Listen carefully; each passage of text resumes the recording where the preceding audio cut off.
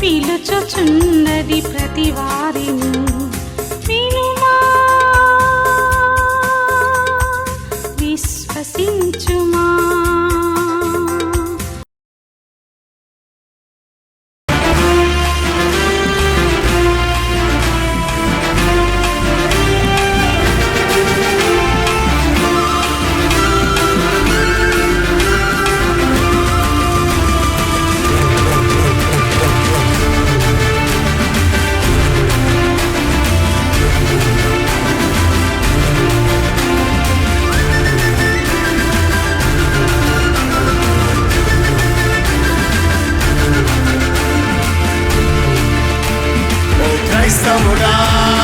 సైనికుడా, బలవంతుడా, పరిశుద్ధుడా, కదలిరాబోయే నీవు కదలిరా, కదలిరాబోయే నీవు కదలిరా, కదలిరాబోయే నీవు కదలిరా, కదలిరాబోయే నీవు కదలిరా. జాలరీ మనుషుల పన్ను జాలరీ, ఆత్మల కాయు కాపరి, అమృతం అందించే ఆచారి, యేసుకై జీవించే పూజారి, యేసుకై జీవించే పూజారి. ఓ క్రైస్తవుడా, సైనికుడా, బలవంతుడా, పరిశుద్ధుడా, కదలిరాబోయే నీవు కదలిరా, కదలిరాబోయే నీవు కదలిరా, కదలిరాబోయే నీవు కదలిరా. పడతాం, కదలిరాబోయే నీవు కదలిరా. ఓ క్రైస్తవుడా, సైనికుడా, బలవంతుడా, పరిశుద్ధుడా, కదలిరాబోయే నీవు కదలిరా, కదలిరాబోయే నీవు కదలిరా. జాలరీ మనుషుల పట్టు జాలరీ, ఆత్మల కాయు కాపరి, అమృతం అందించే ఆచారి, యేసుకై జీవించే పూజారి. హల్లెలూయా, యేసుకై జీవించే పూజారి. ఓ క్రైస్తవుడా, సైనికుడా, బలవంతుడా, పరిశుద్ధుడా, కదలిరాబోయే నీవు కదలిరా, కదలిరా, కదలిరాబోయే నీవు కదలిరా, కదలిరాబోయే నీవు కదలిరా, కదలిరాబోయే నీవు కదలిరా. సిలువే నీ స్థావరము, శ్రమలే నీ సైన్యం, సహనమే నీ ధైర్యము, సాక్ష్యమే నీ విజయము. రెడీ?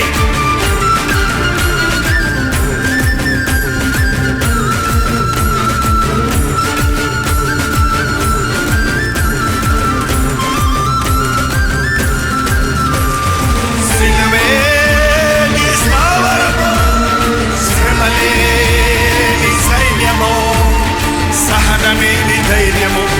సాక్ష్యమే నీ విజయము, సహనమే నీ ధైర్యము, సాక్ష్యమే నీ విజయము. ఓ క్రైస్తవుడా, సైనికుడా, బలవంతుడా, పరిశుద్ధుడా, కదలిరా ఓయ నీవు కదలిరా, కదలిరా కదలిరా ఓయ నీవు కదలిరా, కదలిరా ఓయ నీవు కదలిరా, కదలిరా ఓయ నీవు కదలిరా.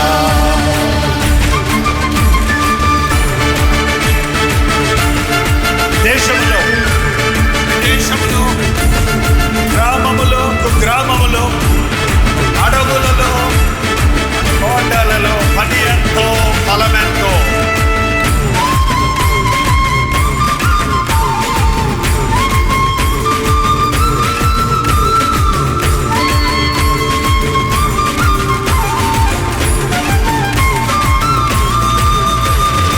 దేశములో విదేశములో, గ్రామములో కుగ్రామములో, మనలే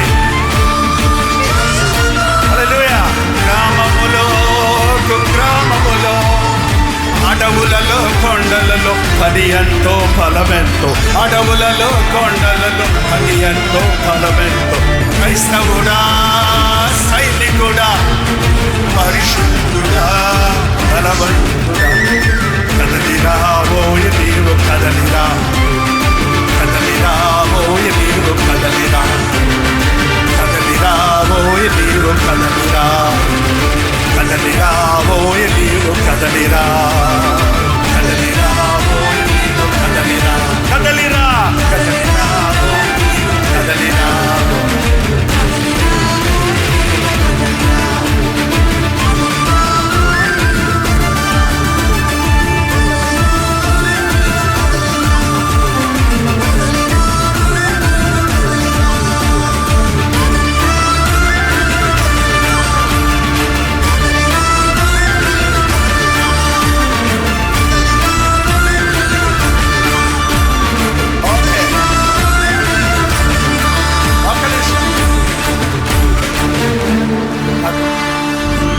పాడిన పాటలో ఒక్క స్టాన్స్ అయినా, ఒక్క మాట అయినా నా హృదయం పట్టుకుందన్న వాళ్ళు ఎవరో చేసి చూపించండి. ఏం పట్టుకుందో చెప్పండి. కదలిరా ఎక్కడికి? ఇంటికా? ఇంటికా? ఎక్కడికి?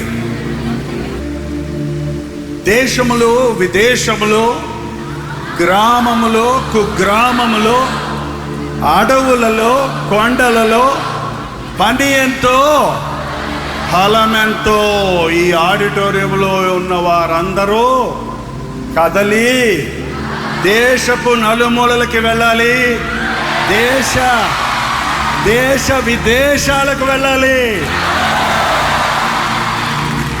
కొండలకు వెళ్ళాలి, గ్రామాలకు వెళ్ళాలి, కుగ్రామాలకు వెళ్ళాలి. అందుకే దేవుడు పిలిచాడు మనల్ని, అందుకే కోరుకుంటున్నాడు మనల్ని. నా సర్వలోకమునకు వెళ్ళి సర్వ సృష్టికి నా సువార్తను ప్రకటించండి. క్రైస్తవుడంటే ఏంటో బ్రతికి చూపించండి. ఎవడు క్రైస్తవుడు? సైనికుడు. Okay, ready? ఓకే, అలసిపోకండి. యా,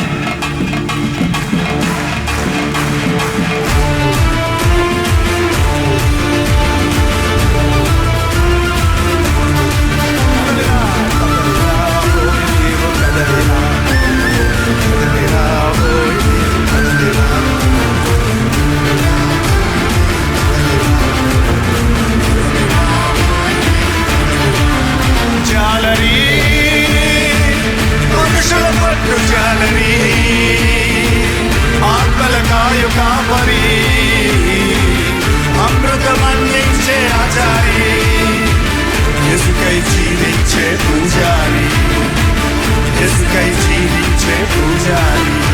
ఓ క్రైస్తవుడా, సైనికుడా, బలవంతుడా, పరిశుద్ధుడా, కదలిరా ఓయ నీవు కదలిరా, కదలిరా ఓయ నీవు కదలిరా, కదలిరా ఓయ నీవు కదలిరా, కదలిరా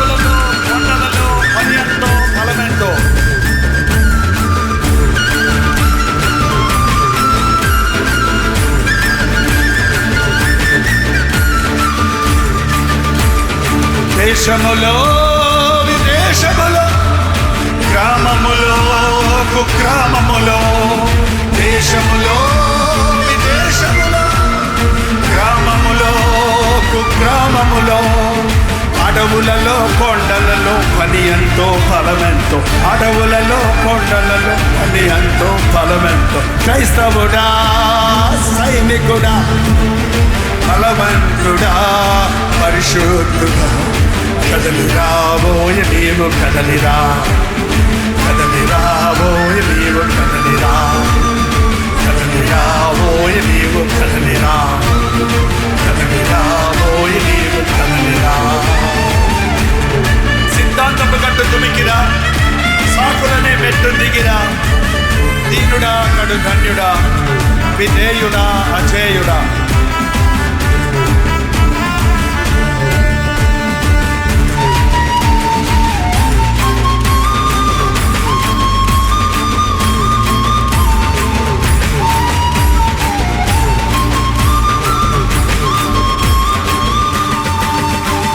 సిద్ధాంతపు గట్టు తుమికిరా సాకువని మెట్టును దిగిరా సిద్ధాంతపు గట్టు తుమికిరా సాకువని మెట్టును దిగిరా దీనుడ కడు ధన్యుడా విధేయుడా అజేయుడా దీనుడ కడు ధన్యుడా విధేయుడా అజేయుడా ఓ క్రైస్తవుడా సైనికుడా బలవంతుడా పరిశుద్ధుడా కదలిరాబోయ్ నీవు కదలిరా కదలిరా కదలిరాబోయ్ నీవు కదలిరా కదలిరాబోయ్ నీవు కదలిరా కదలిరాబోయ్ నీవు కదలిరా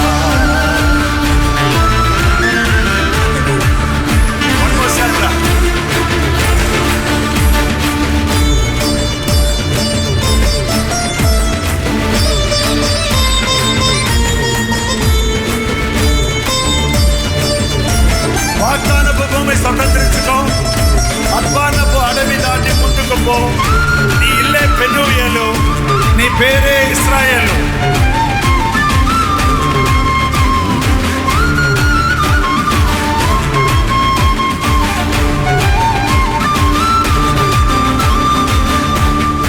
వాగ్దానపు భూమి స్వతంత్రించుకో అద్వానపు అడవి దాటి ముందుకు పో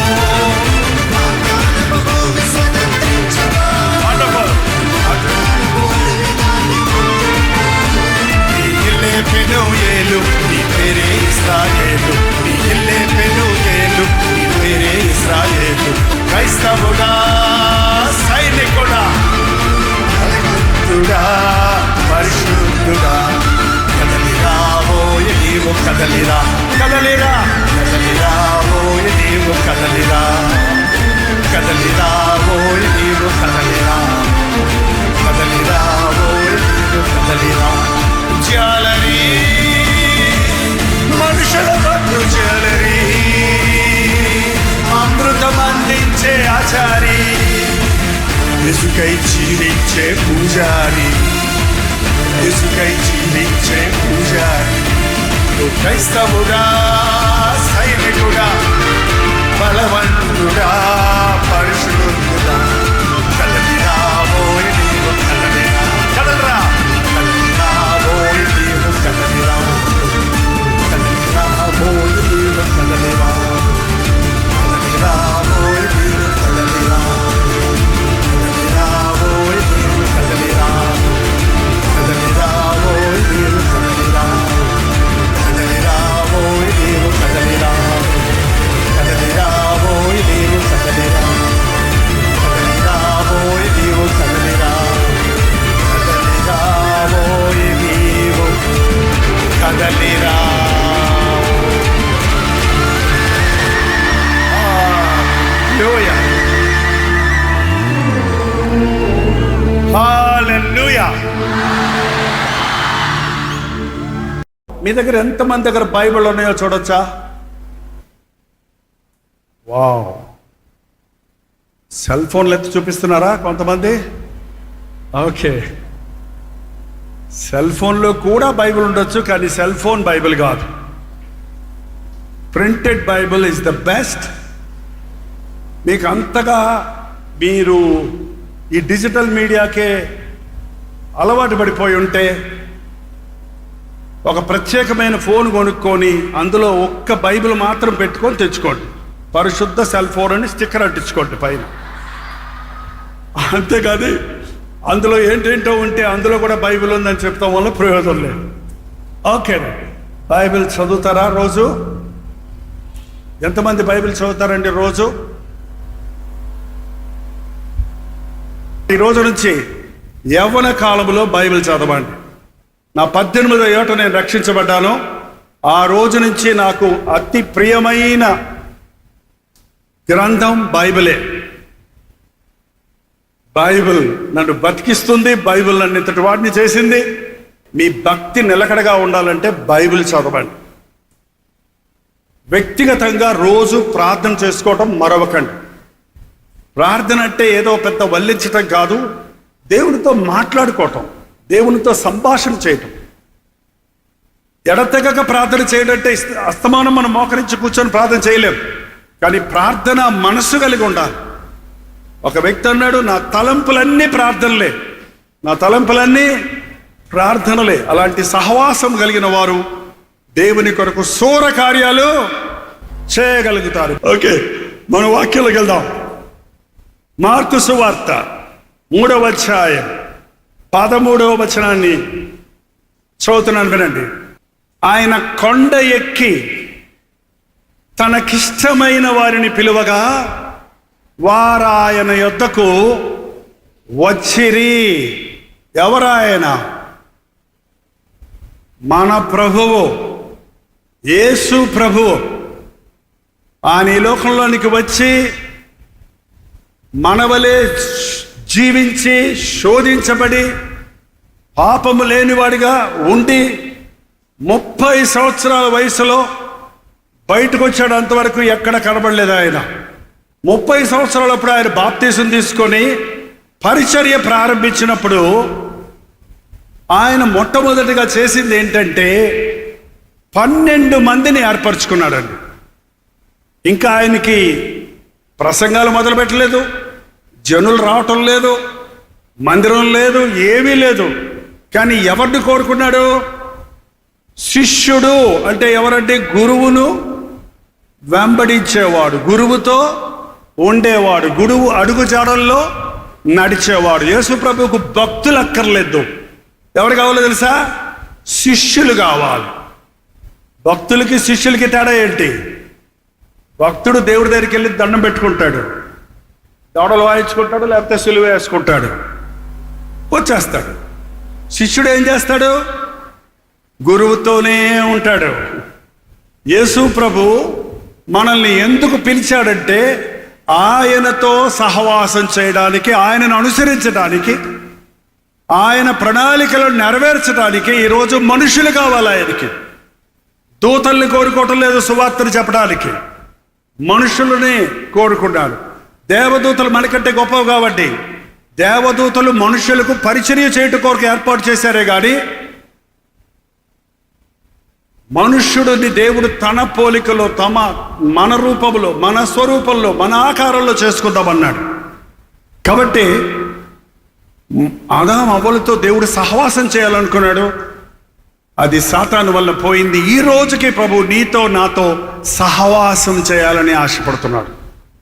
అందులో కొందరిని పిలుచుకున్నాడంట. మిమ్మల్ని ఎవరు పిలిచారు ఇక్కడికి రమ్మని ఆలోచిస్తున్నారండి? మిమ్మల్ని ఎవరు పిలిచారు? 3 రోజులు కాన్ఫరెన్స్ అని యాడ్ ఇచ్చారు కదండి. యాడ్ ఎంతమంది చూసుంటారు చెప్పండి? సోషల్ మీడియాలో అందరూ వచ్చారా? అందరు ఉన్నారు ఇక్కడ. మరి మీరే ఎందుకు వచ్చారు? మిమ్మల్ని దేవుడు పిలుచుకున్నాడు. మొదటగా నమ్మండి ఇది. You are not here by an accident, but you are here with an appointment with God. దేవునితో ఒక ప్రత్యేకమైన దర్శనం, ముఖాముఖిగా ఆయన్ని ఎదుర్కోవడానికి దేవుడిని ఇక్కడికి రప్పించాడు. ఎందరో ఉన్నారు లోకంలో, కానీ కొందరిని ఆయన పిలిచాడు. నేను ఆకర్షిస్తేనే కానీ ఎవరు నా యొద్దకు రాలేరు అని చెప్పాడు ప్రభు. మీరు దేవుని దృష్టిలో ఉన్నారు అన్న సంగతి రూఢిగా మీ మనసుల్లో ఈరోజు నమ్మండి.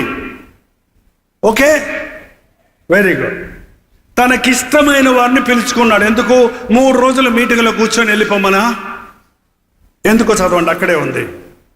వారు తనతో కూడా ఉండునట్లును. ఆగండి, గబగబ చదివేక. పిలిచిన వారంట ఎక్కడ ఏం చేయాలట? ఆయనతో కూడా. మనం రోజు ఈ మీటింగులు పెట్టుకుంటే బాగానే ఉంటుంది, కానీ కుదరదుగా. ఒకవేళ ఇక్కడ మనం ఆనందిస్తూ ఉంటే బయట ఎంతో మంది ఇంకా యేసుని అడగని వారు ఉన్నారుగా. మరి బంధించి విషపు సర్పాన్ని మరి ఎవరు చేస్తారు? గ్రామంలో ప్రభువుతో ఉండుటకు పిలుచుకున్నాడండి. క్రైస్తవ భక్తి శిష్యరికం. ఇంత ఉద్యమాన్ని మీరు పొందారు. ఇది ఎప్పటి వరకు మీ జీవితాల్లో కొనసాగాలి? మరణము వరకు. ఎప్పటి వరకు అండి? అంతము వరకు. దేవుని శక్తి అంచెలంచెలుగా పైకి వెళ్ళేదండి. మానవుడి ఉత్సాహం కిందకి వెళ్ళిపోదు. ఏంటండి? ఉత్సాహపరచండి, ఒకరినొకరు పురికొల్పుకోనండి. మేము దేవుని సన్నిధిని అనుభవించాం. నీ సాక్ష్యం ఎప్పుడు కూడానండి చెప్పుతూ ఉంటే అది వెలుగుతూ ఉంటుందండి. ఒక కత్తి వాడుతూ ఉంటే పొదురుగా ఉంటుంది, మూల పెట్టేవా తుప్పెట్టేస్తుంది అది.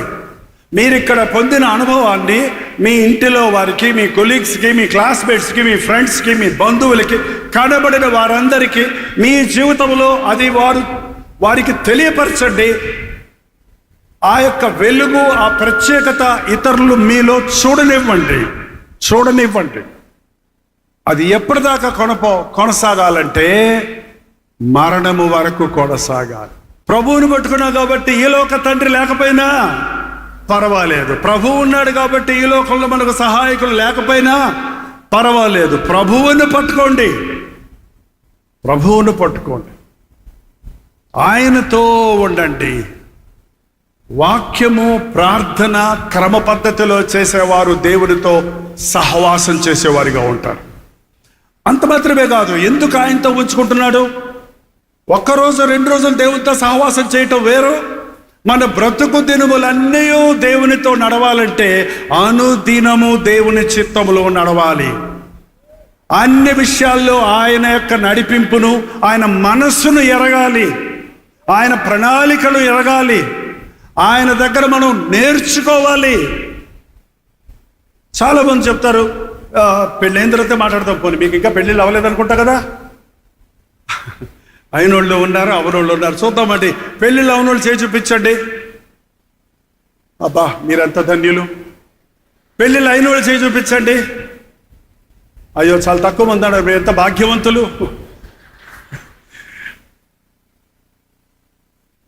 పెళ్ళైన తర్వాత ప్రభువుని వెంబడించడం సులభమా? పెళ్లి కాకముందు యేసు ప్రభువుని వెంబడించడం సులభమా? ప్రభువుని వెంబడించడం పెళ్ళైన తర్వాత కష్టమే, పెళ్లి కాకముందు కష్టమే. ప్రభువుతో నడుస్తుంటే పెళ్ళైన తర్వాత, పెళ్లి కాకముందు, పిల్లలు పుట్టిన తర్వాత ఎప్పుడూ అది సులభమే. ఏంటండి కదా? నేను పెళ్లి కాకముందు 30 సంవత్సరాలు ఒక్కడనే సేవ చేశాం. పెళ్ళైన తర్వాత 2 సేవ చేశాం. పిల్లలు పుట్టాక 5 సేవ చేశాం. పిల్లలకు పెళ్ళిళ్ళయ్యాక 8 మంది సేవ చేశాం. మనవులు పుట్టాక మనవులతో సేవ చేస్తున్నాం. ఒకప్పుడు ఒక చోటే చేసాం, ఇప్పుడు వెళ్ళమన్నాడు కదా ప్రభు, సర్వలోకములకు వెళ్ళి. ఏమి స్పీడ్ తగ్గలేదండి, స్పీడ్ తగ్గదు. యేసయ్య ఉంటే తగ్గదు. నీ దాంపత్య జీవితంలో ప్రభు ఉంటే, నీ అవివాహ జీవితంలో ప్రభు ఉంటే, ఒక యవనస్తుడిగా నువ్వు ప్రభుతో ఉంటే సాధిస్తావు. ఒక కుటుంబంగా నువ్వు ప్రభుతో ఉంటే ఫలిస్తావు. నీవు ఎంతమంది, ఎన్ని భారాలు, సమస్యలు, కష్టములు వచ్చినా ప్రభువు మనతో ఉంటే, ఆయనతో మనం ఉంటే, ఆయనండి చేసేది మనం కాదు. సమస్తమైన ఘనత మహిమ దేవునికే చెందునుగాక. మనమందరం ఎలుకల్లాంటి వాళ్ళమే, కానీ ప్రభువు మనం ఉంటే ఏనుగు బలం కంటే మించిన బలం మనకివ్వబడుతుంది. ప్రభువు లేకపోతే, సంసోనుకు ప్రభువు తోడై ఉన్నప్పుడు వెరసిమ్ముకున్నాడు అంతే. గాడిద ఎముక తీసుకొని టప టప టప టప టెన్నిస్ ఆడినట్టు కొట్టేశాడు. ప్రభువుడు ఆత్మను పోగొట్టుకున్నప్పుడు యెహోవా అతన్ని ఎడబాసనని ఎరుగకపోయాను. కళ్ళు పీకేస్తుంటే ఏం చేయలేకపోయాడు, సంకెళ్ళేసి కడుతుంటే ఏం చేయలేకపోయాడు, బానిస అయిపోయాడు.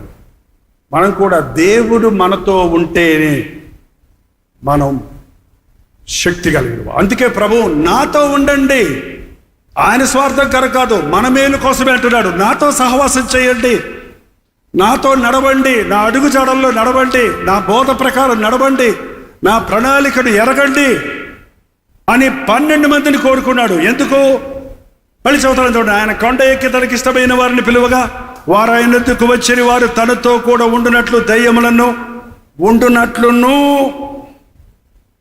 దెయ్యములను వెళ్ళగొట్టు అధికారము గలవారై సువార్తను ప్రకటించుటకు వారిని పంపవలనని ఆయన 12 మందిని నియమించెను. ఎందుకు? తనతో ఉండుటకు, తన అధికారాన్ని వాళ్ళకి ఇవ్వటానికి. ఎవరు అధికారం మనకిస్తారట? సర్వాధికారము నాకు ఇవ్వబడింది, ఆ అధికారం నీకు ఇస్తానంటున్నాడు ప్రభు. నా యందు విశ్వాసం ఉంచిన వారు పాటలు పాడతారు మాత్రం చెప్పలేదు ఆయన. ఏం చెప్పాడు? నాకంటే గొప్ప కార్యాలు చెయ్యాలి మనం. అప్పుడే ఈ లోకం ప్రభు దగ్గరికి వస్తుంది. కూర్చొని వాళ్ళగా ఉండటం వల్ల ప్రయోజనం లేదండి. ప్రభు ఇచ్చే శక్తిని పుంజుకొని దెయ్యములను వెళ్ళగొట్టు అధికారము, రోగములను స్వస్థపరచు అధికారము. 10వ అధ్యాయం 1వ వచనం చదువుకుందాం. ఆయన తన 12 మంది శిష్యులను పిలిచి అపవిత్రాత్మలను వెళ్ళగొట్టుటకును, ప్రతి విధమైన రోగమును, ప్రతి విధమైన వ్యాధిని స్వస్థపరచుటకును వారికి అధికారం ఇచ్చెను. పిలిచింది ఎందుకు అనుకుంటున్నారు? జీతం ఇచ్చి పంపిస్తానికి అనుకున్నారా? ట్రైనింగ్ ఇచ్చి పంపించేయడానికి అనుకున్నారా? 3 రోజులు మీటింగ్లో కూర్చునేది ఎందుకు మనం ఇక్కడ? నా అధికారం కూడా మీకు ఇస్తాను. దెయ్యములను వెళ్ళగొట్టుటకు, అపవిత్రాత్మలను వెళ్ళగొట్టుటకు, ప్రతి విధమైన రోగమును, ప్రతి విధమైన వ్యాధిని స్వస్థపరిచే అధికారం ఇస్తాను నేను. ఒకటి కాదండి, సర్వాధికారము కలిగిన దేవుడు ఆయన అధికారాన్ని మనకివ్వాలని ఆశపడుతున్నాడు. ఒక తండ్రి తన యొక్క సొత్తును, తన యొక్క అధికారాన్ని, తన స్థాయిని ఎవరికి ఇస్తాడు? కుమారుడికి ఇస్తాడు. మనం దేవుని బిడ్డలమైన మరుక్షణంలో దేవుడు తన శక్తిని, తన అధికారమును మనకిచ్చి, మీరు సర్వలోకమునకు వెళ్ళి సర్వ సృష్టికి సువార్తను ప్రకటించండి. ఈరోజు ఒక సవాలుగా తీసుకోవాలి. ఎందుకంటే ఇక్కడ చెప్పాడు ప్రభు, చూడండి, తను పిలిచాడు, తనతో ఉండుటకు వారికి అధికారం ఇవ్వటానికి పిలిచాడు. ఎవరిని పిలిచాడు? 12 మంది శిష్యుల పేర్లు ఉన్నాయి. మనకు టైం సరిపోదు కానీ చదివేద్దాం ఒకసారి. 10వ అధ్యాయం అక్కడ ఉంది, ఇక్కడ ఉంది, 3 చోట్ల ఉంది, మత్తయి సువార్తలో ఉంది. చూడండి, 12 మంది అపోస్తలుల పేర్లు ఏమనగా పేతురు, అంద్రేయ, యాకోబు, యోహాను, ఫిలిప్పు, బర్తలోమయ, తోమా, మత్తయి, యాకోబు, లెబ్బయి, సీమోను, యూదా ఇస్కరియోతు. ఎంతమందిని పిలిచాడు? 12 మందిని. 3 మంది వచ్చారు నీ శిష్యులుగా ఉంటామని. చాలా మంది ప్రభు చేసిన ఆశ్చర్య కార్యాలు చూసినప్పుడు, ప్రభు చేసిన స్వస్థతలు చూసినప్పుడు, చనిపోయిన వారిని లేపినప్పుడు, 5 రొట్టెలు 2 చేపలు కడుపు నిండా తిండి పెట్టినప్పుడు మేము కూడా నీతో వచ్చేస్తామన్నారు. కానీ ఆ తర్వాత వాళ్ళందరూ అడ్రస్ లేకుండా వెళ్ళిపోయారు. కానీ ప్రభువు పిలుచుకున్న ఈ 12 మంది వీళ్ళేమి ఎడ్యుకేటెడ్ కాదు, ఏ ప్రత్యేకత లేదు వీరిలో, ఏ గొప్పతనము లేదు వీరిలో. వీళ్ళు చాలా మంది చేపలు పట్టే విద్య లేని పామరులు, జాలరులు. మత్తయి అన్న ఆయన సొంకరి అంటే యూదుడుగా ఉండి యూదుల దగ్గర రోమా ప్రభుత్వానికి పన్నులు వసూలు చేసేటువంటి అమ్ముడు పోయినోడు అన్నమాట. బ్రిటిష్ వాళ్ళు మన దేశాన్ని పరిపాలించినప్పుడు మన ఇండియాలో ఇండియన్ సోల్జర్స్ ఉంటే వాళ్ళు బ్రిటిష్ వాళ్ళకి వాళ్ళు వచ్చి ఎవరిని కొట్టేవాళ్ళు? మన ఇండియన్స్నే కొట్టేవాళ్ళు. అలాంటి వాళ్ళని చూస్తే మనకి ఎలా కొట్టది? సుర్రమంతా రే నువ్వు భారతీయుడు పోయి ఉండి వాళ్ళకి అమ్ముడు పోయి మమ్మల్ని కొడతావురా వచ్చి మళ్ళీ. అలాంటోడు మత్తయి అందరు అసహించుకునేవాడు సుంకర్ అంటే. ఆ జక్కయ్య కూడా సుంకరే, కానీ అలాంటోడు కోరుకున్నాడు ప్రభు. అది నాకు ఆశ్చర్యం వేస్తుంది. అలాంటోడు కొడుతున్నాడు. ఇంకొక ఆయన ఉన్నాడు సీమోను. సీమోను అన్నతను ఒక ఉగ్రవాది లాంటోడు. మేము యూదులమై ఉండి మేమెందుకు రోమన్లు మమ్మల్ని ఎందుకు పరిపాలించాలి, మా దేశం మాకు ఇవ్వండి అని ఉగ్రవాదుల్లాగా మనుషుల్ని చంపేయడానికి కత్తితో బలముతో రాజ్యాన్ని సంపాదించుకోవడానికి ప్రయాసపడేటువంటి ఒక వైరాగ్యం కలిగిన మత వైరాగ్యం కలిగిన మతాభిమాని. కానీ అలాంటి వాడిని కోరుకున్నాడు ప్రభు. ఫిలిప్పు ఒక గ్రీకు పేరు. అది ఫిలిప్పు పేరు గ్రీకు పేరు. గ్రీకు అంటే గ్రీకుల అన్యులు. ఆ గ్రీకు పేరున్న వాడిని మరి వాళ్ళ అమ్మ నాన్న గ్రీకులో లేకపోతే అక్కడెక్కడన్నా పెరిగారో తెలియదు, కానీ అతన్ని కోరుకున్నాడు. వీళ్ళు ఒక్కొక్కరిని చూస్తే నాకు చాలా ఆశ్చర్యం వేస్తుంది.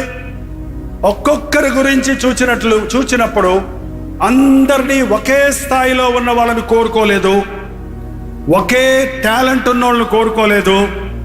12 మంది 12 విధములైన స్థితిగతులలో ఉన్న వారిని ఆయన ఏరుకొని కోరుకున్నాడు.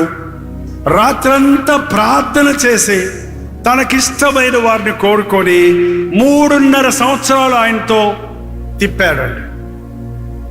జీతం ఇచ్చాడా? జీతం ఇవ్వలేదా? దేవుని సేవకు రండి అంటే జీతం ఎంత ఇస్తారు అని అడిగేవాళ్ళు తయారయ్యారండి. ఇప్పుడు దేవుని సేవకు రండి అంటే మాకు జీతం ఎంత ఇస్తారండి? మా కంపెనీలో ఒక 50,000 వస్తున్నాయి, మీరేమన్నా ఒక 60,000 ఇస్తే చెప్పండి వచ్చేస్తాం. ఎవడు రమ్మన్నాడు? జీతానికి పనిచేసేవాడు కూలోడండి. కూలోడు వేరు, కుమారుడు వేరు. కుమారుడు పౌలు అన్నాడు, నా తోటి జతపడివాడు నా నిజ కుమారుడైన తిమోతి అనే యవనస్తుడు పౌలు సేవలో రక్షించబడిన తర్వాత పౌలుని వెంబడించాడు. పౌలు చాలా ప్రాముఖ్యమైన పరిచర్యడానికి అప్పచెప్పాడు. 20 ఏళ్ళ యవనస్తుడికి 60 ఏళ్ళ ముసలోడికి ఎక్కడ సహవాసం కుదురుద్ది? కానీ ఏమంటున్నాడు? అతడు నా ప్రియ కుమారుడు, నాతో పాటు ప్రయాసపడేవాడు. తిమోతి ఎంత గొప్ప పరిచర్య చేశాడో పౌలు తర్వాత. పౌలు ఉన్నప్పుడు చూస్తే ఈ రోజున ఎందుకు మన సంఘాల్లో అలాంటి సేవకులు కనపడటం లేదు? ఒక దైవజనుడు మరణిస్తే ఆ సంఘం అంతటితో ఆగిపోతుందండి. ఈ రోజున కోతెంతో విస్తారంగా ఉంది.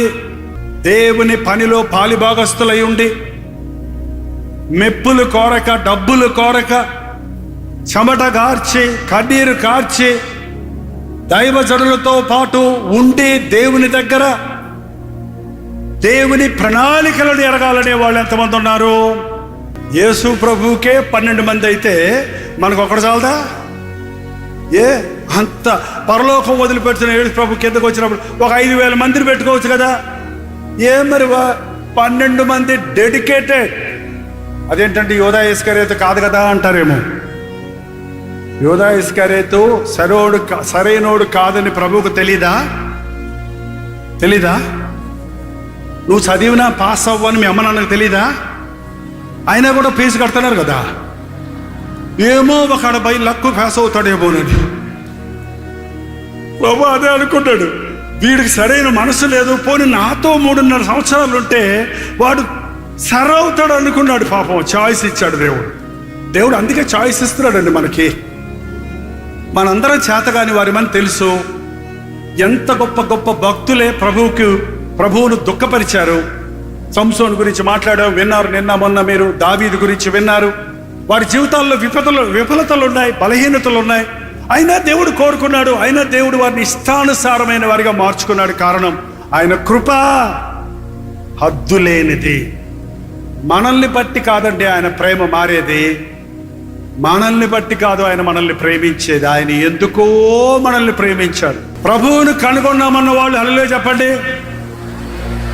మీరు కనుగొనక ముందే ప్రభు మిమ్మల్ని కనుగొన్నాడని నమ్మినోళ్ళు హల్లెలూయా చెప్పండి.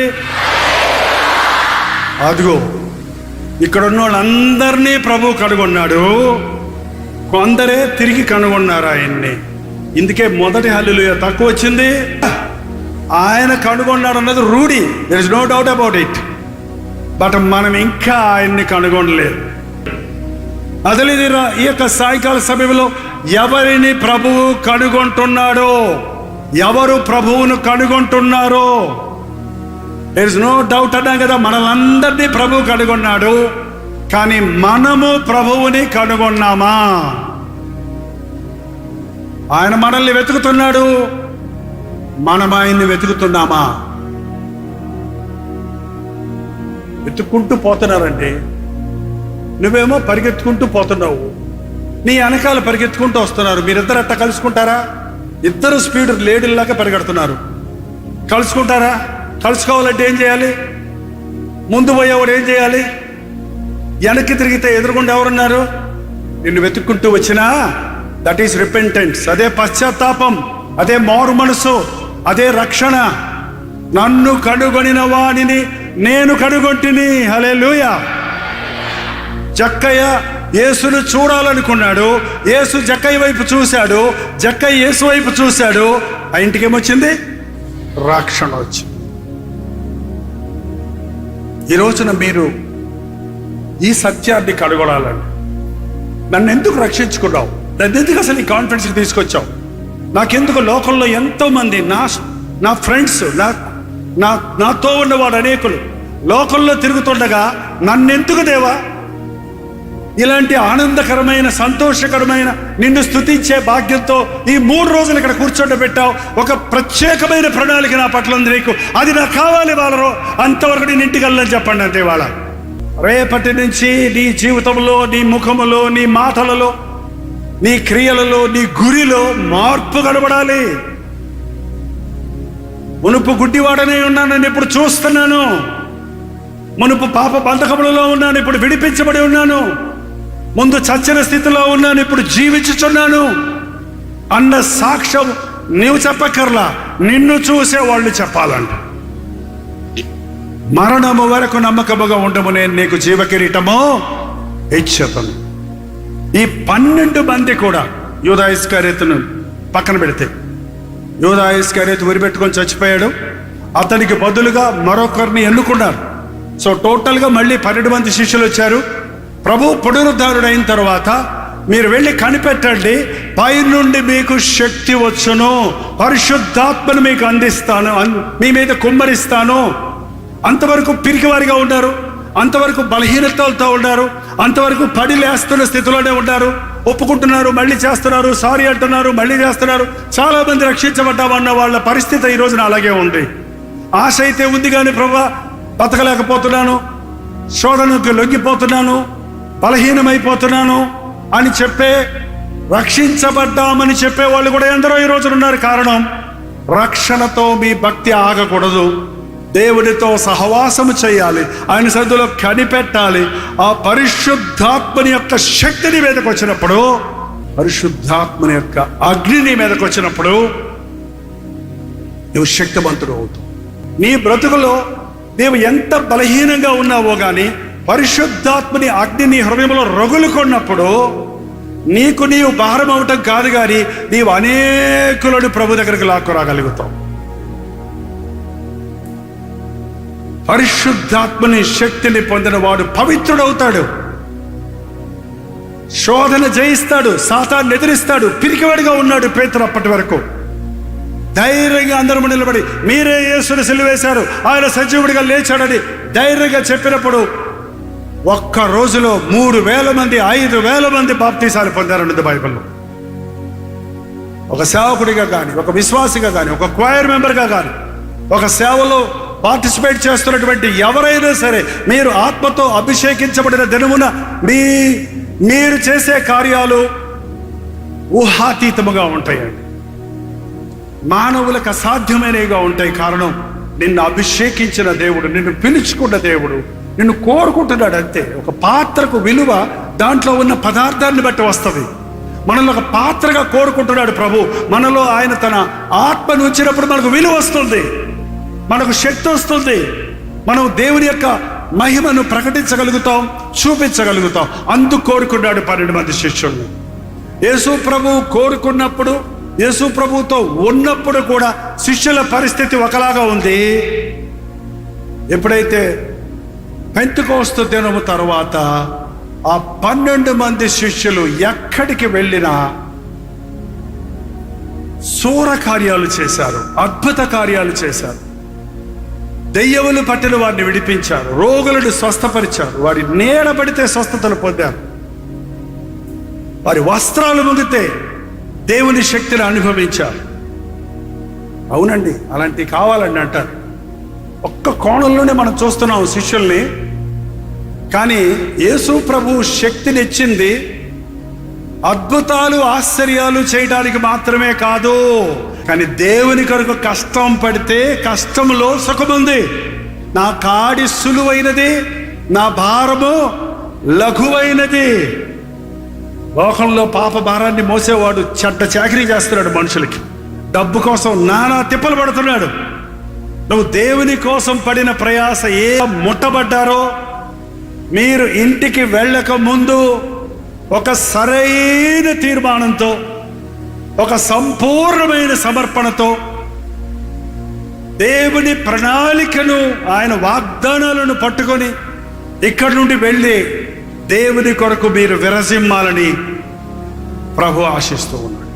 భారతదేశానికి కూడా వచ్చాడు సెయింట్ థామస్. AD 72లో, క్రీస్తు తర్వాత 72వ సంవత్సరం మా మెడ్రాసులో బల్లెముతో పొడవబడి చంపాడు. భారతదేశానికి క్రైస్తవత్వం తీసుకొచ్చాడు. అలాగే మిగిలిన శిష్యులు స్పెయిన్కి, యూరప్కి, అన్ని దేశాలకు వెళ్ళారు. ఒక వరుస పెట్టేసి చెప్పేశారు.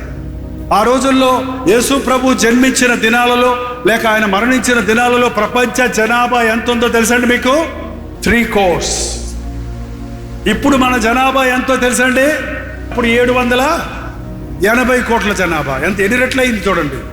పేతురు AD అంటే క్రీస్తు తర్వాత 68లో చనిపోయాడండి. అంటే మొదటి శతాబ్దంలోనే హతసాక్షి అయ్యాడు. అనేకులు ప్రభువుని నడిపించాడు. యాకోబు AD 44లో ప్రభువు చనిపోయిన ప్రభు 44 రాదు, 34-35 వస్తుంది. రంపంతో కోయబడి హెరోదు రాజు చంపేశాడు. అలాగే యోహాను మాత్రం దీర్ఘాయుషు ఉన్నాడు, 98 సంవత్సరాలు.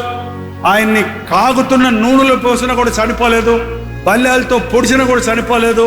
ఎందుకంటే దేవుడు ఆయనకి దీర్ఘాయుషు ఇచ్చాడు. ఎందుకంటే ఈ రోజున మన బైబిల్లో ఉన్న చివరి పుస్తకం ఏంటి? ప్రకటన గ్రంథం. ప్రభు రాకడ మర్మాలను మనకు అందించడానికి ప్రభు ఆయన్ని సజీవుడిగా ఉంచాడు. నిండు వృద్ధుడుగా, పండు వృద్ధుడుగా తన 98వ ఏట సహజ మరణాన్ని పొందాడు. ఓన్లీ యోహాను మాత్రమే. మిగిలిన అందరూ హతసాక్షులు అయ్యారండి. అంద్రయ్య 69లో, క్రీస్తు తర్వాత 69లో ఎక్స్ ఆకారంలో సిలువ వేయబడి సువార్తను ప్రకటించడం ఆపమంటే ఆపనన్నందుకు, రాజు విగ్రహానికి మొక్కమంటే మొక్కనన్నందుకు ఆ ఎక్స్ ఆకారంలో సిలువ వేసి చంపేశారు. ఫిలిప్ తల్లకిందులుగా వ్రేలాడగట్టి నోట్లో నుంచి అలా రక్తం కారుతూ ఉంటే రక్తం కారి తల్లకిందులుగా కట్టి చంపేశారు. అలాగే మత్తయి సువార్త రాసిన మత్తయిని రాళ్లతో కొట్టి శిరశ్ఛేదన చేశారు AD 90లో. తోమా బల్లంతో పొడి చంపారు చెన్నైలో. చిన్న యాకోబు దేవాలయపు శిఖరము నుండి పడద్రోసి కొట్టి చంపారు. యూదా లేక తద్దయి లెబ్బయ్యనున్నారు, బల్లెముతో పొడి చంపారు. సిమియోనును మెడ రెక్కలు విడిచి సిలువ వేసి చంపారు. ఇక్కడ బర్తలోమియా ఉన్నాడు. బర్తలోమియాను బ్రతికుండగానే కత్తితో చర్మమంతా ఒలిచి వదిలిపెడతావా లేదా యేసు ప్రభుని? మాంతావా లేదా? యేసు సువార్తను ప్రకటించడం అంటే ఆయన నువ్వు నన్ను తోలు వలిచినా సరే, ప్రాణం తీసినా సరే, నా కోసం ప్రాణం పెట్టిన యేసయ్య సువార్తను నేను చెప్పకుండా మానను అని హతసాక్షిగా మరణించారు. వీళ్ళంతా ఈ 12 మంది కోరుకున్నోళ్ళు మొదటి శతాబ్దంలోనే 100 yearsలోనే సువార్త చెప్పారు. ప్రపంచమంతటికి సువార్త అందించారు, చనిపోయారండి. అప్పటి నుంచి ఇప్పటిదాకా ఇన్ని చర్చలు ఉన్నాయి, ఇంతమంది సేవకులు ఉన్నాం, ఇంతమంది యవనస్తులు ఉన్నాం, ఇంత గొప్ప పరిచర్యలు జరుగుతున్నాయి. ఎంత మందిని మనం ప్రభు దగ్గరకు నడిపించాం, ఎంతగా మనం ప్రభు కొరకు తెగిస్తున్నాం. నీ కొరకు నేను ఉద్దేశించిన తలంపులు మేలుకరమైనవే గాని హానికరమైనవే కావు. భయపడతారేంటండి దేవునికి లోబడతానికి? నీకంటే నువ్వు నీ ప్రణాళిక వేసుకున్న దానికంటే దేవుని ప్రణాళికలు అంత చవకబారిగా ఉంటాయి అనుకుంటున్నారా? మనం అనుకున్న దానికంటే మన దేవుని తలంపులు మన పట్ల గొప్పవని నమ్ముతున్నారా? అయితే ఈరోజు దేవుని చిత్తం వెతకండి. మీరిక్కడ పొందిన ఈ ఉద్యమాన్ని కొనసాగించండి. కాన్ఫరెన్స్కి వచ్చిపోయాము అనటానికి దేవుడు మిమ్మల్ని పిలవలేదు, యేసుతో ఉండుట కొరకు మిమ్మల్ని పిలిచాడు. హల్లెలూయా. ఈ రోజు నుంచి మీరు మీ ఇళ్లల్లో, మీ ఉద్యోగాల్లో, మీ ఆఫీసుల్లో ఎక్కడున్నా ప్రభు మీతో ఉన్నాడు అన్న అనుభూతితో మీరు బ్రతకాలి. ఆయన మనస్సును ఎరగటానికి, ఆయన శక్తిని పొందటానికి, ఆయన ఆత్మతో అభిషేకించబడటానికి, ఆయన ప్రణాళికలు నెరవేర్చడానికి కోరుకున్నాడు. ఆయన ప్రణాళికలో ముఖ్యమైన అంశం ఏంటంటే సర్వలోకానికి సువార్త అందించబడాలి. నేను దేవుడి సేవకు పిలిచినప్పుడు మా బంధువులందరూ ఎగతాళి చేశారు. ఏంటి వాడు బతుకంతా పాడు చేస్తున్నావు, వాడి పర్సనాలిటీ ఏంటి, వాడు సంచి తెరుచుకొని ఇంటింట పాస్టర్ పని చేయాలంటే అడుక్కు తినాలి అని మా నాన్నను దూషించారు. మా బంధువులందరూ హిందువులు కాబట్టి తెలియదు కదా వాళ్ళకి దేవుని ప్రేమ ఏంటండి. నా మట్టుకు నాకు నేను అప్పటికి మారు మనసు పొంది 6 నెలలు అయింది, ఒక్కసారి కూడా బైబిల్ చదవలేదు. నేనేం దేవుని సేవ చేస్తానో నాకు అర్థం కాలేదు. కానీ దేవుణ్ణి నమ్మాను. దేవుణ్ణి నమ్మినప్పుడు నిన్ను, నీ పిల్లల్ని నేను ఆశీర్వదిస్తానన్న మాట ఆల్రెడీ నెరవేరతో మొదలుపెట్టిందంట. నిన్నే కాదు, నీ సంతానాన్ని ఆయన చూశాడు. దేవుడు చూస్తున్నాడు. దేవుడు. నువ్వు ఆయనకి లోబడితే అద్భుతాలు చూస్తావు. ప్రభు పిలిచాడు, నియమించాడు, ఏర్పరిచాడు. మీరు ఇంగ్లీష్ బైబిల్ చదువుతారో తెలుగు బైబిల్ చదువుతారో తెలియదు, కానీ ఈ మాటలు చాలా విలువైనవండి. ఆయన పిలిచిన వారిని నియమించాడు. యవనస్తుల దగ్గర డబ్బులు ఉండవండి, కానీ యవనస్తుల దగ్గర ఏముంటుంది? టాలెంట్ ఉంటుంది. Use your talent, use your strength. నీ యవ్వన బలం దేవుని కోసం వాడు. అది ఎప్పుడు అలాగే ఉంటుంది. నీ యవ్వన బలం స్త్రీలకి, నీ యవ్వన బలం లోకానికి వాడు, పాపానికి వాడు. ఉళక్కైపోతుంది. 30 ఏళ్ళకి ముసలుడు అయిపోతున్నారండి, 40 ఏళ్ళకి నడుము నొప్పి పట్టారు, బీపీలు, షుగర్లు. అరే, లోకంలో ఉన్న జబ్బులన్నీ యవనస్తులకే ఉన్నాయి ఇవాళ. కారణం ఏంటి? యవ్వన కాలంలో యవనుడా, నీ యవ్వన కాలమందు సంతోషంగా ఉండు, నీ కోరిక చప్పును, నీ ఇష్టము చప్పును ఉండు. అయితే వీటిని గురించి దేవుడు లెక్కలోనికి తెస్తాడని జ్ఞాపకం ఉంచుకో. పాపం అంటే తాత్కాలికమైన సరదా ఇస్తుంది. అది తాత్కాలికమైన సరదా, అల్పకాల పాపభోగం అని పిలువబడింది. దానికి కక్కుర్తిపడి శాశ్వతమైన దీవెనలు పోగొట్టుకుంటారు అనేక మంది యవనస్తులు ఈ రోజున. అలాంటి పరిస్థితుల్లో ఇంకా విడుదల లేని రహస్య పాపాల్లో ఎవరన్నా చిక్కుకొని ఉంటే నీకు మాత్రమే తెలుసు నీ దోషం. మీ తల్లిదండ్రులు తెలియదు, మీ పక్కింటోళ్ళు తెలియదు, ఎవరికీ తెలియదు. నీకు తెలుసు నీ బలహీనత ఏంటో, దేవునికి తెలుసు. ఇంకోటి కూడా తెలుసండి. ఎవరు? సాతానికి తెలుసు. దేవుని దగ్గరికి వెళ్ళి నీ సమస్యను, నీ పాపమును నువ్వు సరి చేసుకుంటే సాతానుకు నీ మీద ప్రభావం ఉండదు. నువ్వు పాపము దాచిపెడితే సాతాను నిన్ను పీల్చి పిప్పి చేస్తాడు, భయపెడతాడు. అందుకే మన పాపములను మనము ఒప్పుకొని ఎడల ఆయన నమ్మదగిన వాడు, నీతిమంతుడు గనక మన సకల దుర్నీతి నుండి ఆయన మనల్ని పవిత్రులుగా చేస్తాడు. యేసు ప్రభు కోరుకున్న టీంలో ఇదే ఒక పాయింట్ అన్నాను. ఆ 12 పాయింట్లు చెప్పేసి ముగిస్తాను. ఒక్కసారి ఆ శిష్యులు వేయండి మళ్ళీ. పేతురు ఎలాంటోడంటే దానికి కంగారు. చూసిరా అంటే కాల్చి వస్తాడంటారు చూడండి. అది పెద్దానికి నోరెత్తుతాడు, పెద్దానికి పుడుపుడు అంటాడు, బుడుబుడు అంటాడు, బుడుబుడు అంటాడు. ఇట్టటువంటి దేవుడికి ఎలా పనిచేస్తారు చెప్పండి? నమ్మొచ్చా? నమ్మతగిన మనిషి కాదు, కానీ నమ్మదగిన వాడికి రాయిలా చేశాడు దేవుడు. ఏం చేశాడు? నువ్వు ఇక సీమోను అనబడవు, నువ్వు పేతురుని పెడతావు, నేనేం చేస్తున్నాడు? రాయిలాగా చేయబోతున్నాను అని దేవుడు వాడుకున్నాడండి. లీడర్షిప్ ఇచ్చాడు. రెండోది యాకోబు యోహాను ఇద్దరికి కూడా బోయనెర్గస్ అనే పేరు పెట్టాడు ప్రభు. ఉరిమేడు వారంట వాళ్ళు. వాళ్ళకి తోక తొక్కితే కోపం వస్తుంది అనమాట. మాట్లాడితే కత్తడు ఏయటమే. కొంతమంది చూడండి మాట్లాడరు, ఏయటమే. ఇలాంటి వాళ్ళు సేవకి మనకి వస్తారు చెప్పండి? ఎక్కడికి వెళ్తాడు? గొడవలు తీసారా? అందరినీ కాల్చేస్తా కూర్చుంటే ప్రభు పిలిచింది ఎందుకు? రక్షించడానికి పిలిస్తే నువ్వేమన్నా ఎందుకు వచ్చాను? ఏ ఆత్మతో ఉన్నారయ్యా మీరు? మనుష్య కుమారుడు నశింపజేయడానికి రాలేదు, నశించిన దానిని రక్షించడానికి వచ్చారని వారిని సముదాయించి బెస్ట్ లీడర్స్ అయ్యారండి వాళ్ళు. తాళ ఎగిరిపోయినా పర్వాలేదు, ముక్కు సొట్టు మనిషే యాకోబు. బాధ చేశాడంటే కల్మషం లేదు. అందుకే హేరోదుకు నొచ్చుకున్నాడు. అందుకే మొట్టమొదటి హతసాక్షి ఎవరైందంటే యాకోబు. శిరశ్ఛేదన చేసినా సరే. రెండోది నేరుగా ప్రకటించేవాడు పేతురును కూడా చెరసాల్లో పెట్టాడు, కానీ దేవుని ప్రణాళికలు వేరున్నాయి కాబట్టి విడిపించాడు. బట్ యోహాను అంత ఉగ్రుడైన యేసయ్య భుజాన ఆనుకునేవాడంటే ఎప్పుడు చూసినా. మీరు యోహాను సువార్త చదివితే యేసు ప్రేమించిన శిష్యుడు అని రాసుకున్నాడు. యేసును ప్రేమించిన శిష్యుడు అని రాయలేదు. యేసు ప్రేమించిన, ఇంత కోపిష్ఠుడైనా, ఇంత కొంగరపడ్డైనా నన్ను ప్రేమించాడు యేసయ్య అని ఆయన రొమ్మున అనుకొని ఆయన ప్రేమ చుర్రుకున్నాడు. అందుకే యోహాను సువార్త మొదటి పత్రిక, రెండో పత్రిక, మూడో పత్రికలు చదివితే ప్రేమ ప్రేమ ప్రేమ ప్రేమ క్రీస్తు ప్రేమల గురించి వివరించాడు. అందుకే ఆయన ఆ ప్రేమతోనే దీర్ఘాయుషు ఉండి ప్రకటన గ్రంథాన్ని మనకు అందించాడు. అంద్రేయ మెతక. అందరూ ఎవరండి?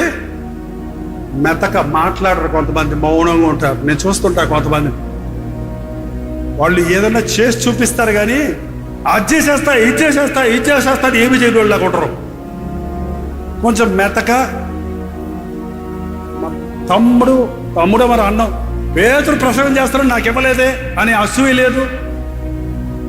నాకంటే పేతుడు గొప్పడైపోయాడే అనే బాధ లేదు. అంద్రేయ పేతుడిని ప్రభు దగ్గర తీసుకొచ్చాడా? పేతురు అంద్రేయని ప్రభు దగ్గర తీసుకొచ్చాడా? అంద్రేయే తీసుకొచ్చాడు. ఆయన సంపాదించిన ఆత్మ ఆయన కంటే గొప్పోడైతే అసూయ, కానీ అంద్రేయకి అసూయ లేదు. ఈయన పని ఎప్పుడు ఏంటంటే మధ్యలో తిరుగుతుంటాడు, మనుషుల మధ్యలో. మీ దగ్గర ఏమైనా ఉందా అని అడిగితే ఏమీ లేదు అంటుంటే, అంద్రేయ అక్కడ ఒక చిన్న అబ్బాయిని పట్టుకున్నాడు. అంకుల్ నా దగ్గర ఉందంటే ఆ అబ్బాయిని 5 రొట్టెలు 2 చేపలు ఎవరు తీసుకొచ్చారు? ప్రభు దగ్గర తీసుకొచ్చినాడు ఎవరు? అంద్రేయే. అది మినిస్ట్రీ కాదా? దానివల్ల ఎంత అద్భుతం జరిగింది అక్కడ. ఏ నాటికి చరిత్రలో మిగిలిపోయిన 5 రొట్టెలు 2 చేపలు, 5,000 మంది పురుషులు, లెక్కించలేని మంది స్త్రీలు, పిల్లలు దేవుని భోజనం చేసిన తర్వాత 12 గంపలు మొక్కలెత్తారు. ఆ అంద్రేయ కూడా హతసాక్షి అయ్యాడు. ఒక్కొక్కళ్ళు ఒక్కొక్క టైప్ అంటున్నాడు. ఈ ఫిలిప్ అని కూడా అదేనండి, గ్రీకు పేరు పెట్టుకున్నాడు. అందుకని గ్రీకులు వచ్చేవాళ్ళు యేసు ప్రభువుని దర్శించాలని, మనం క్రైస్తవులు అయిన తర్వాత మేము పేరు మార్చుకోవాలా అని అడుగుతున్నారు కొంతమంది. మార్చుకోవాలా అక్కర్లేదా? మార్చుకుంటే మార్చుకో, ఉంచుకుంటే ఉంచుకో. నువ్వు మార్చుకొని వాడు మార్చుకోలేదని ఏడుస్తావు ఎందుకు? మనసు మారాలి, పేరు మారటం వల్ల ప్రయోజనం లేదు. అందును బట్టి గ్రీకులు యేసు ప్రభువుని చూడాలన్నప్పుడు ఫిలిప్ దగ్గరికి వెళ్ళేవాడు. మాకు యేసుని చూపించవా అంటే ఇతను ప్రభు దగ్గర తీసుకొచ్చేవాడు. ప్రభు దగ్గరికి మనుషులు తీసుకొస్తున్నాడు. పెద్దగా హైలైట్ అవ్వలేదు, కానీ ప్రభు దగ్గరికి తెస్తున్నాడు. తనకు అనుమానాలు ఉంటే అవి ప్రభు దగ్గర అడిగి తేల్చుకుంటున్నాడు. ఆయన కూడా హతసాక్షి అయ్యాడు. త్వరగా ముగించుకుందాం. మత్తయి యూదుడు, పాత నిబంధన బాగా ఎరిగిన వాడు. మీరు మత్తయి సువార్త చదివితే మత్తయి సువార్తలో ప్రవచనాలన్నీ ఎలా నెరవేరాయో యేసు ప్రభువుని గురించి రాస్తున్నప్పుడు అవన్నీ రాశాడు. మార్కు, లూకా, యోహాను సువార్తల కంటే మత్తయి సువార్తలో విశేషమైన ప్రాముఖ్యమైన పాత నిబంధనలో రిఫరెన్సులతో పాటు రాయబడ్డాయి. మంచి రైటరు తోమా ఊరికే నమ్మడండి, అన్ని రుజువులు కావాలి. అయ్యగారు గాయాల్లో ఏలు పెట్టి చూస్తే అని నేను నమ్మని అన్నాడు. అనుమానాలతో భక్తిని ఆచరించకండి. మేము అనుమానం ఉంటే తేల్చుకోండి. ఎవరి దగ్గర అడగాలి? పాస్టర్ గారి దగ్గర వెళ్తే ఆయన సంవత్సరం చెప్తాడు, బాయ్ అవన్నీ పిచ్చి పిచ్చి వేసే లేకు, నీ దయ్యం పెట్టింది అంటాడు గబక్కన. ఆయన చెప్పలేకపోతే ఏం చేస్తాడు? మరి నీ దయ్యం పట్టింది అనాలి కదా. మేమేం చెప్పగలం? మీకు వచ్చే ప్రశ్నలన్నింటికి ఎవరి దగ్గర అడగాలి? మా కాళ్ళ మీద పడితే, దేవుని దగ్గర అడిగితే దేవుడు సమాధానం ఇస్తాడు. మళ్ళీ ఆదివారం వచ్చాడు ఆయన. తోమా రా, చేయి చాపి చూడు. సిగ్గొచ్చిందా? బుద్ధి వచ్చిందా? నన్నే అనుమానిస్తావా? అనలేదండి. అవిశ్వాసివి కాక విశ్వాసివై ఉండు.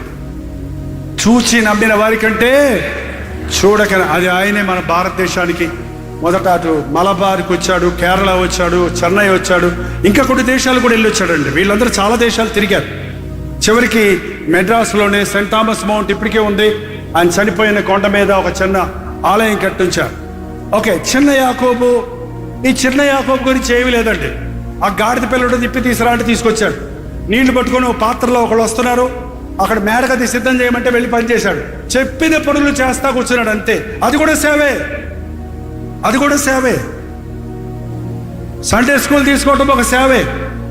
ఒక స్థలం చూసిరా అని వెళ్ళి తీసుకురావటం, ఒక మందిరానికి ఒక ఫ్యాన్ కొనుక్కురా అని పంపిస్తే నువ్వు కొనుక్కురా, పనులు చేసుకుంటావు నాతో అనొద్దు. ఎవరి పనిది? దేవుని మందిరం, దేవుని పని, దేవుని రాజ్యం. ఇంకొకరిని ఇలాగా ఉండాలని ఇమిటేట్ చేయడానికి ఆశపడకండి. నిన్నుగా ప్రేమించాడు దేవుడు. నీ కొరకు ఒక గొప్ప ప్రణాళిక కలిగి ఉన్నాడు. నీవు కలిగి ఉన్న దానిని, దేవుడు కలిగి ఉన్న దానిని వెలిగితే చాలండి. యేసును చూసి ఆయన పదంలో నడవటం లేదు. నా కొరకు నీవు కలిగి ఉన్న ప్రణాళిక ఏంటి? 12 మంది శిష్యులు యేసు ప్రభుతోటే ఉన్నారు. 12 మంది ఒకలాగా లేరు. 12 మంది చేసిన పరిచర్య ఒకలాగా లేదు. కానీ 12 మంది కలిసి సేవన చేసిన పరిచర్య ఫలంగానే ఈనాటికి ప్రపంచవ్యాప్తముగా యేసు నామం మారుమోగుతుంది. యేసు ప్రభు ఒక్క పాట రాయలేదు. అన్ని భాషలలో, అన్ని దేశాలలో ఆయన్ని మహిమపరిచే పాటలు కోకొల్లలుగా రాయబడ్డాయి. ఆయన ఒక్క పుస్తకం రాయలేదు, కానీ ఆయనను గురించి రాయబడిన గ్రంథాలు ప్రపంచవ్యాప్తముగా పలు భాషలలో విరజిమ్ముతూ ఉన్నాయి. ఆయన గలిలయ తీరం దాటి, ఆ ప్రాంతం పాలస్తీనా దాటి ఏ విదేశానికి వెళ్ళలేదు ఆయన. కానీ ఇవాళ యేసుక్రీస్తు సువార్త తాను అధికారం ఇచ్చిన, తాను పిలుచుకున్న ఆ 12 మంది శిష్యులతో సముద్రాలు దాటి భూ దిగంతముల వరకు ఆయన సువార్త చేరింది. మళ్ళీ చెప్తున్నాను, ఆ రోజు 30 కోట్లే, ఈరోజు 780 కోట్లు ఉన్నారు. కాబట్టి ఇంకా సువార్త వినని వారు ఎందరో ఉన్నారు. కోతెంతో విస్తారము, కోసెడి వారు లేరు. కోత పని వారి కొరకు ప్రార్థన చేయమన్నాడు. నేను ముగించక ముందు ఒక మాట. రేపు మళ్ళీ మంది కాదు. ఎందుకు నన్ను పిలుచుకున్నావు? దేని కొరకు నన్ను నియమించుకున్నావు అనేది ఇవాళ మీరు ఇక్కడ రూఢిపరుచుకొని వెళ్తానన్న వాళ్ళు మాత్రం అనలే చెప్పండి. Very good.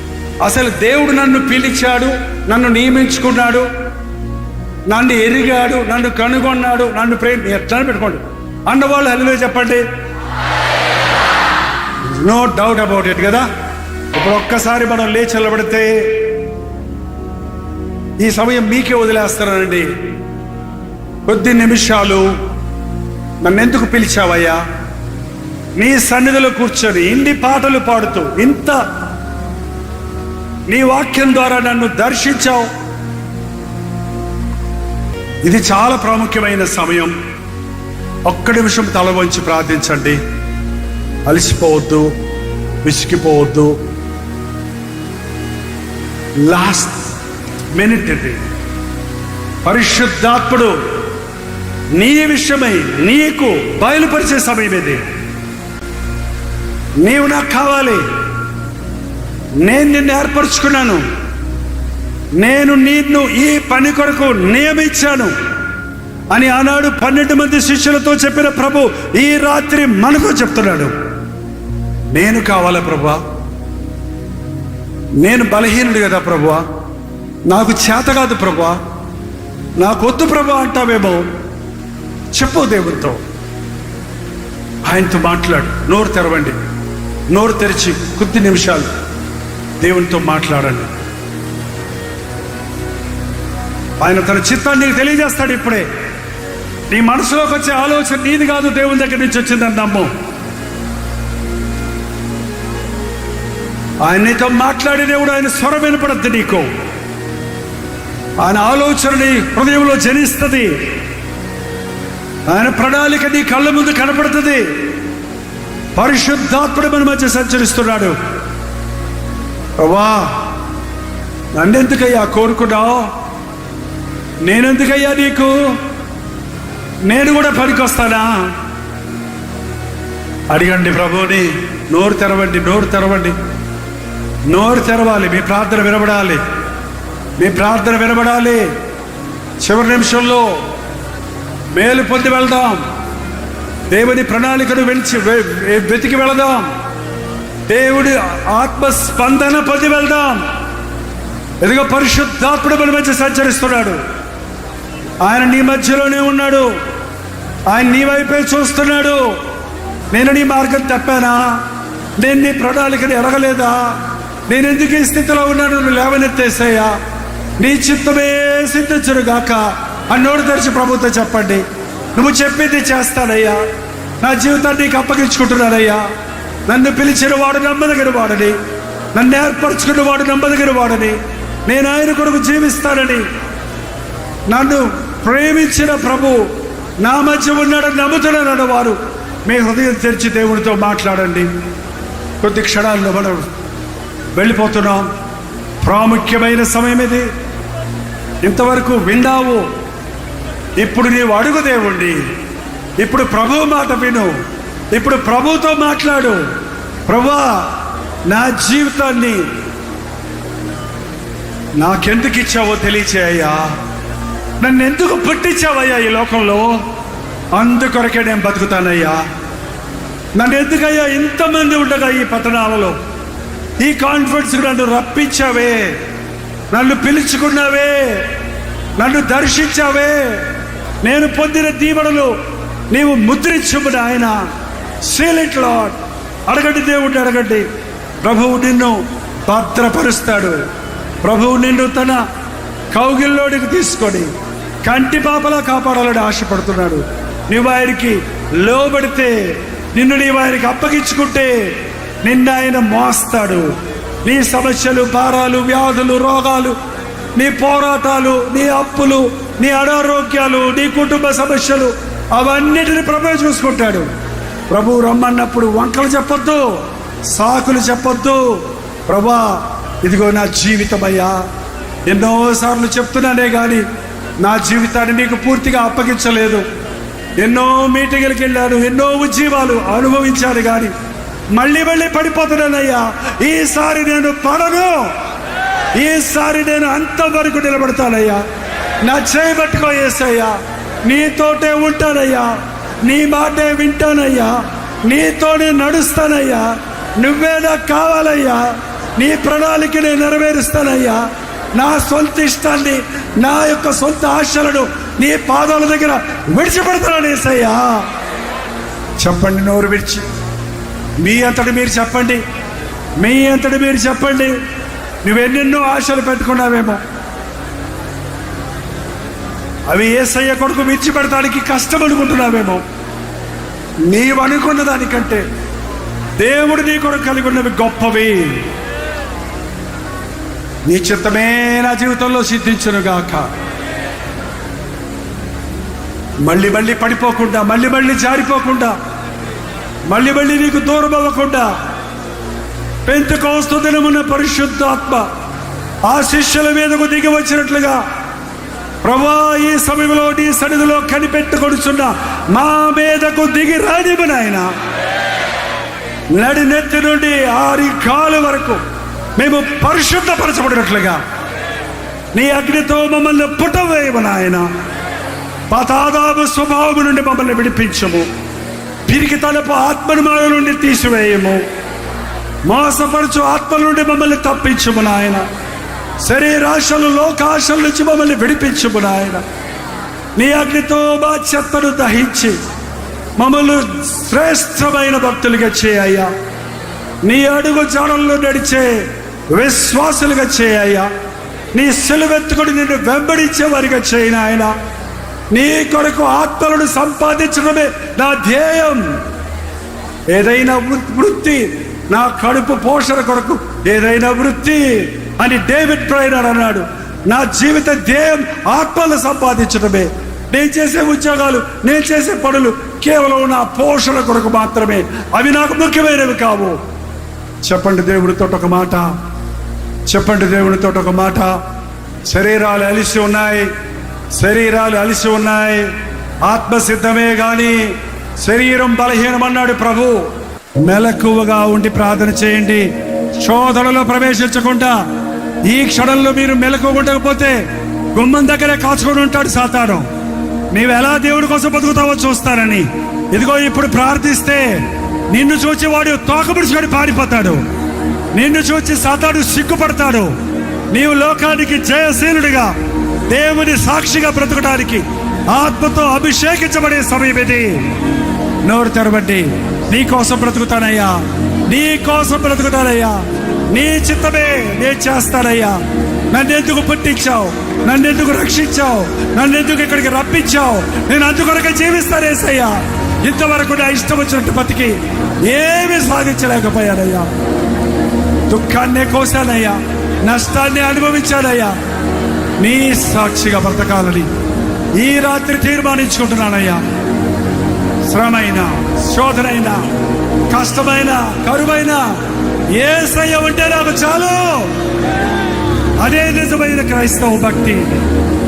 యేసుతో నేను ఉంటాను, యేసయ్య మాటలు నేను వింటాను, ఆయన ప్రణాళికలో నడుస్తాను, ఆయన చెప్పింది చెప్పినట్టు చేస్తాను అని ఒక తీర్మానం చేయండి. యేసు నా జీవితాన్ని ప్రభువుకి అప్పగిస్తున్నాను అన్నవారు అలాగే మీ కుడి చేయి ఉంచండి. ఆశీర్వాద ప్రార్థన, ముగింపు ప్రార్థనకు ముందు మిమ్మల్ని దేవుడి చేతులకు అప్పగించడానికి, ప్రభువు మీ చేయి పట్టుకొని నడిపించడానికి మీ కొరకు ఒక చిన్న ప్రార్థన చేయబోతున్నాను. నేను దేవుని కొరకే జీవిస్తానన్న వారు స్ట్రైట్ గా ఎత్తండి, డేరుగా ఎత్తండి, ధైర్యంగా ఎత్తండి. సంశయం లేకుండా, సందేహం లేకుండా. నేను బ్రతకలేనేమో కానీ నన్ను బ్రతికించే ప్రభువు ఉన్నాడు. నేను నిలబడలేనేమో కానీ నన్ను నిలబెట్టే ప్రభువు ఉన్నాడు. నేను బలహీనుడినే కానీ బలమైన హస్తం నన్ను పట్టుకొని ఉంది. హల్లెలూయా. పరిశుద్ధుడా, ప్రేమగల తండ్రి, ఒక్కసారి చేతులెత్తిన ఈ నీ బిడ్డలను చూడయ్యా. పరము నుండి నీ గాయపడిన హస్తాన్ని చాపి మమ్మల్ని పట్టుకో నాయనా. నీ చేతితో మమ్మల్ని పట్టుకో, పడకుండా కాపాడు నాయన. నీ మార్గములో నడుచుటకు, నీ పిలుపుకు లోబడుటకు, నీ అడుగు జాడల్లో మా జీవితాన్ని కొనసాగించుటకు సహాయం చేయి నాయన. నిజమే తండ్రి, నువ్వు ప్రేమించిన వారు ఇక్కడ ఉన్నారయ్యా, నువ్వు కనుగొన్న వారు ఇక్కడ ఉన్నారయ్యా, నువ్వు పిలుచుకున్న వారు ఇక్కడ ఉన్నారయ్యా. మాలా ఎవరు నాశనపుత్రుడు వద్దయ్యా, ఒక్క యోధా కూడా వద్దు నాయన. మేమందరము నీ రాజ్య వారసులం అవ్వాలి, మేమందరము నీ ప్రణాళికలోనే బ్రతకాలి. నీ అభిషేకం మాకు కావాలయ్యా. మా సొంత శక్తితో మేము బ్రతకలేమయ్యా. పరిశుద్ధాత్మను మా మీద కుమ్మరించుము నాయన. మా నవనాడులలోనికి క్రీస్తు యేసు యొక్క స్వభావము కలుగునట్లుగా మమ్మల్ని అభిషేకించుము తండ్రి. ఒక్కొక్కరి పట్ల నీవు కలిగిన ప్రణాళికలు నెరవేరినట్లుగా నీవు మాలో ప్రారంభించిన ఈ కార్యము పరిపూర్ణమగుటకు, ఆ దినము వరకు కొనసాగుటకు ఆశీర్వదించుమని యేసు క్రీస్తు నామములో అడుగుచున్నాను తండ్రి. ఆమేన్, ఆమేన్, ఆమేన్.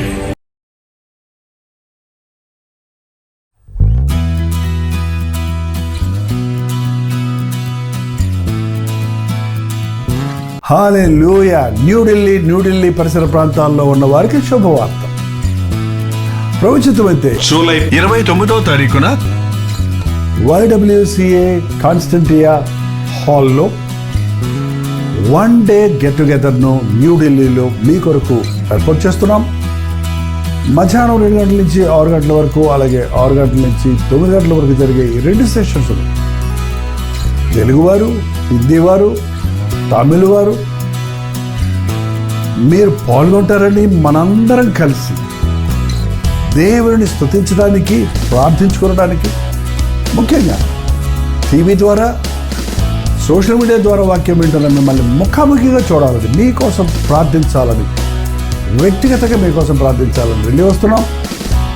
రండి, పాల్గొనండి, దైవాశీస్సులు పొందండి. మరిన్ని వివరాలు కావాల్సిన వారు 8939393939 నెంబర్కి కాల్ చేయండి, లేదా ఈ QR కోడ్ స్కాన్ చేసుకోండి. గుర్తుపెట్టుకోండి, జూలై 29వ తారీఖున న్యూఢిల్లీలో YWCA కాన్స్టంటియా హాల్లో, అశోక్ రోడ్లో ఉన్న హాల్లో ఈ 1 డే గెట్ టుగెదర్ జరుగుతుంది. రండి, మీ స్నేహితుల్ని, బంధువుల్ని అందరినీ కూడా ఆహ్వానించండి. తప్పకొస్తారు కదా.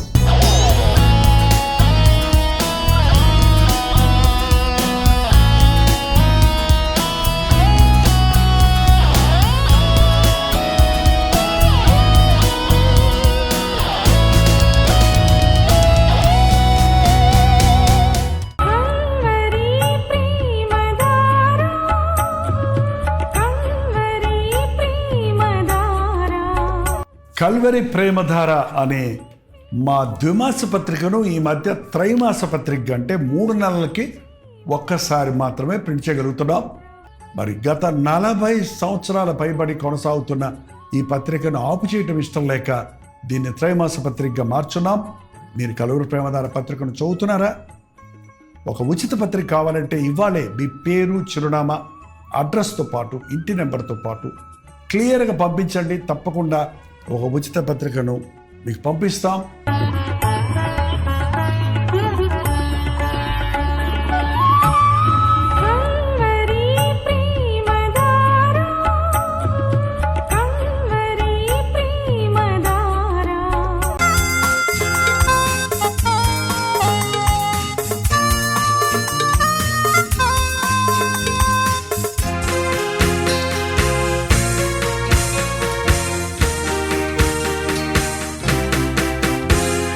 బ్రతుకు భారమై నిరాధారమై నిరాశతో నిండిన వారికి ఇది నిరీక్షణ ధ్వని.